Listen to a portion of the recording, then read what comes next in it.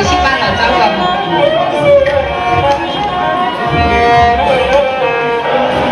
สิบวันนี้ก็60ยิ่งเสียกว่าที่กินข้าวโพดมาเป็นกินจ้าตัวเองอ่ะ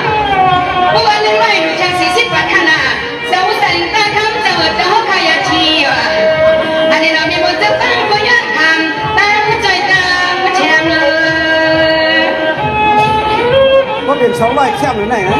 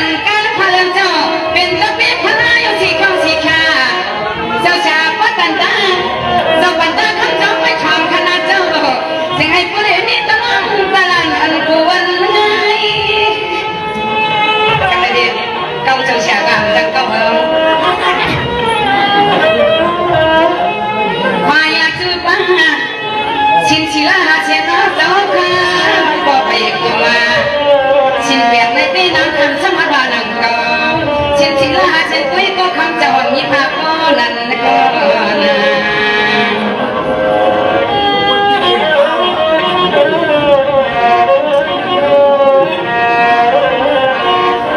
สวัสดีค่ะสาวปัญจุมา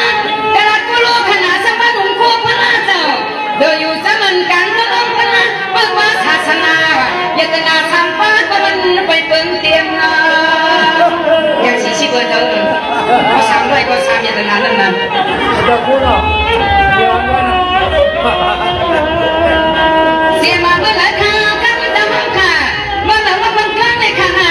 ไว้ตัวไรกันค่ะแล้วว่าตัวมีกันหนึ่งมีหมอเจ้าบ้านก็นักความมาเจมาไว้กันขยันชักอินตึงมันกองที่เขาในลิงตาความย้อ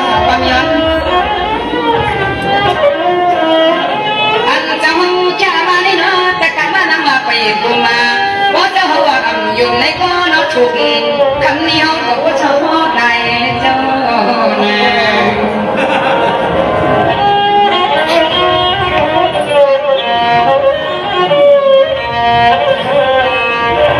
เสียมาก็เจ้าหัวยิ้มชินชิลาหาเชียนอยู่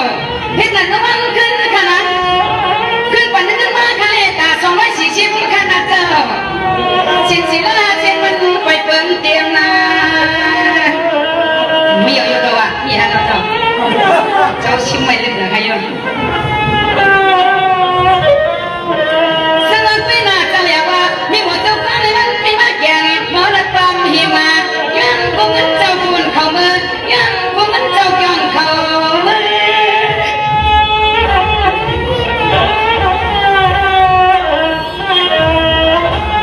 ได้รู้ก็เปิดกูเลยปันแช่ง240ขนาดเจ้านั่งอยู่ติดกันนั้นบังหักอยู่เปื่อย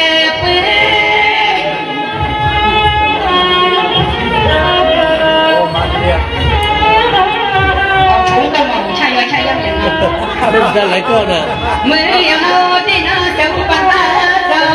จงขันเอาเขาขย้อนความกองปานาอันมาดูในความวุ่นวายยอมันจะไม่คงเจ้าชาตัวไม่ได้นางขาจมล้นจมนำมาดอกขาจมล้นจมนำยาจนา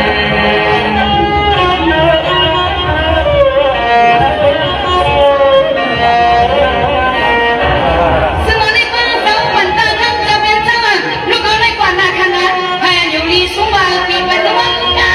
หนุ่มนังพลาไปพระศาสนาอย่าไปให้วันเฮือกเกินไว้ในเจ้าดอน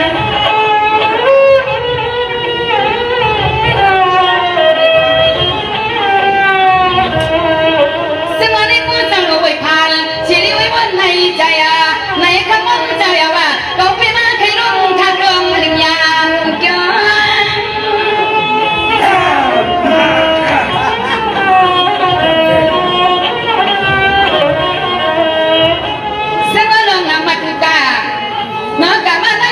ขณะเจ้าอย่าเล่น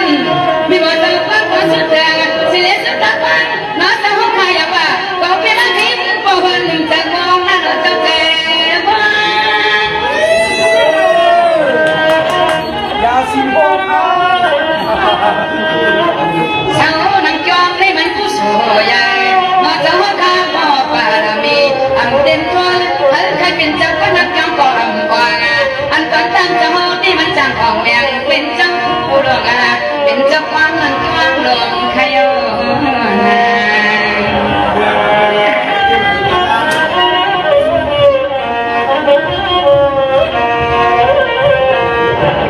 สวัสดีป้าจังคือคดีละกันและอันนั้นพูดที่ข้างหน้าว่าเปิดคำว่าตันตาชาโตว่าปันตาคำเจ้าข้ามีวาสนามาเก็บชุ่มสวงมาทำเฮามีความเหลือลบพุ่งเรืองเหลือ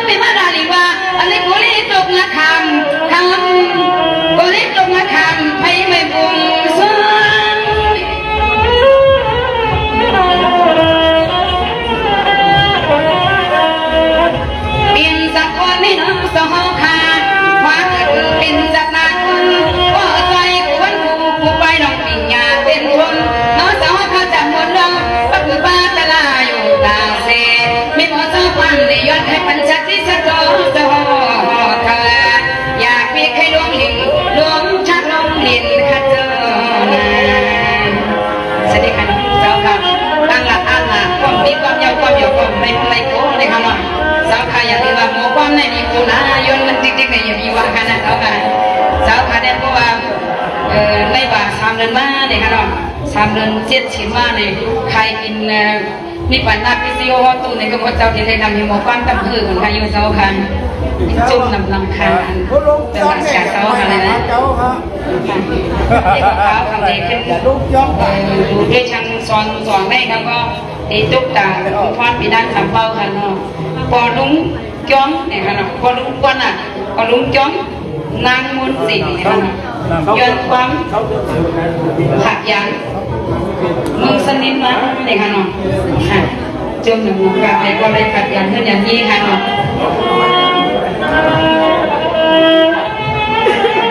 อันนี้ก็ลุงจังมนมาสร้างสิ่งสันไรเก่งใหม่ก็สันใช้เก่งใหม่เยชู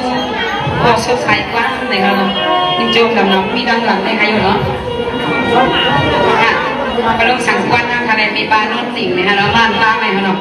ขับไปมันเห็นเจ็บเขาขี่เรือบินครับว่าให้ตั้งตั้งก็มันได้ตั้งใจตั้งขนาดนี้ไปทำเป็นยินเสียการค้ามีปลาพอรู้สั่งกวนเลยมีปลาโน้ตสิ่งเขาเนี่ยค่ะเนาะ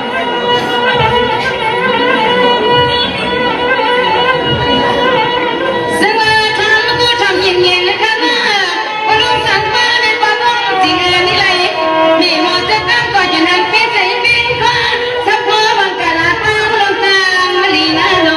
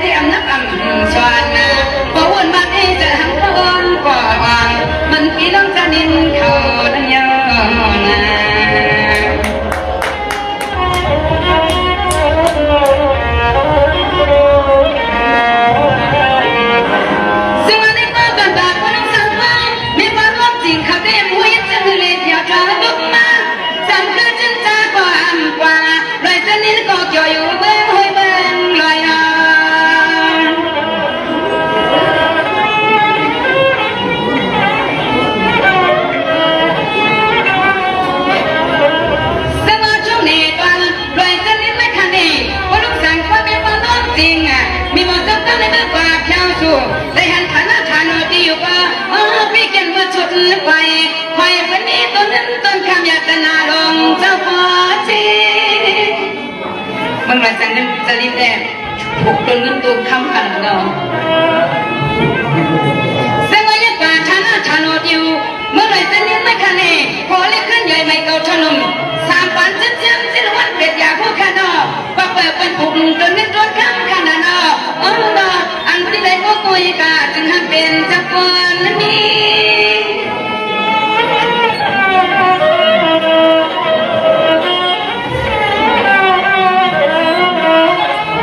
เป็นจังไงยาวโลกผ้าคนได้นะมีปานนเจงามีเอาสุขใครที่เชียง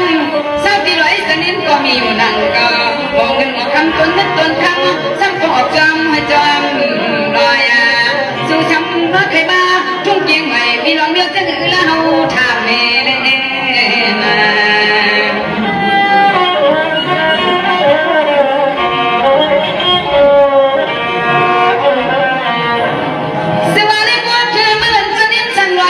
มีหมดตัวต้องขมือบนมือเปียกไว้จัดไว้สิ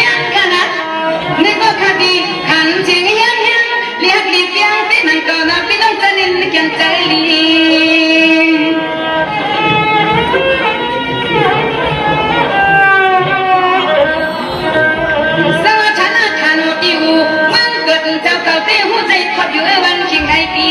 ตีใจจังเงินมีหมดตัวความความจำภายที่นี่จี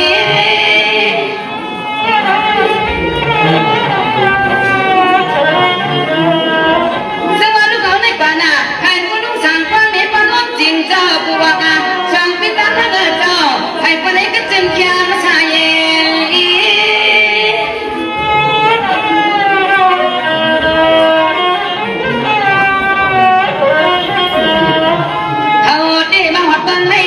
ตีว่าไม่ให้สั่งลามีหมดเจ้าก้าวเมื่อในกองเด็กคนไปพี่นะพี่ต้องหน่อยสนิมฉันมาสองเดียวจึงเห็นเดินมาการเดินมาขายทำเงินก็แล้วใครมาเลี้ยหาไว้มันพลังกระดาษต่อได้หาพอในประตู